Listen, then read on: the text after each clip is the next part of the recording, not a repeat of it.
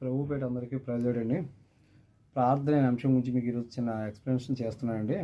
ఈ ప్రార్థన అనేది ఎలా ఉంటుందంటే ఒక వధువు వరుడు పెళ్లి చేసుకున్నప్పుడు ఎలాగైతే వధువు శాశ్వతంగా అతనికి అభిషిక్తంగా అయిపోతుందో అలాగా ఈ ప్రార్థన అనేది మన జీవితంలో ఎలాగ ఉంటుందంటే మనకి ఎట్ ఏ టైం మనకు అభిషిక్తుడిగా ఉంచినట్టుగా మనకు ప్రార్థన మనం ఎదగడానికి ట్రై చేయాలండి. అంటే ప్రభు యొక్క పాదాల సన్నిధి దగ్గర మనం కూర్చుంటేనే ప్రార్థన అనేది మనం అలవాటు పడతామండి.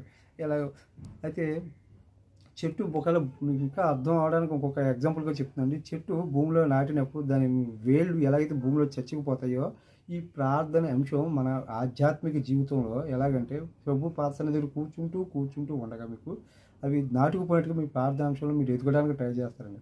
అలా చేయగలిగితేనే మనం అనుదినం ప్రార్థనలో మనం ఎదగలుగుతాం. ఏదో ఒక రోజు కూర్చోకపోతే కనుక మనం అది ప్రార్థన విషయంలో మనం ఎదగడానికి అసలు అవకాశమే లేదండి. మీకు బెస్ట్ ఎగ్జాంపుల్ ఇంకోటి చెప్తే యంత్రాలు నడుస్తున్నప్పుడు చూడండి కరెంట్ ఉత్పత్తి అవుతుంది. ఎలాగైతే కరెంట్ ఉత్పత్తి అవుతున్నప్పుడు పైనుంచి వాటర్ పడుతున్నప్పుడు ఆ జనరేషన్ ఏం చేస్తుంటే కరెంట్ విద్యుత్ శక్తిని వేరే పక్క యంత్రాలకు బెల్ట్ వేసి పక్క యంత్రాలకు లాగుతూ ఉంటారు.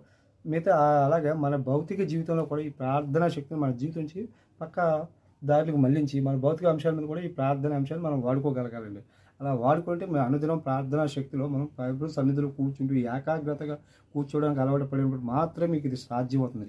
ఈ యొక్క విషయం మీరు మరీ గమనిస్తారని చెప్పి ప్రభు అందరికీ తెలియపరుస్తున్నాయండి. ప్రజలండి.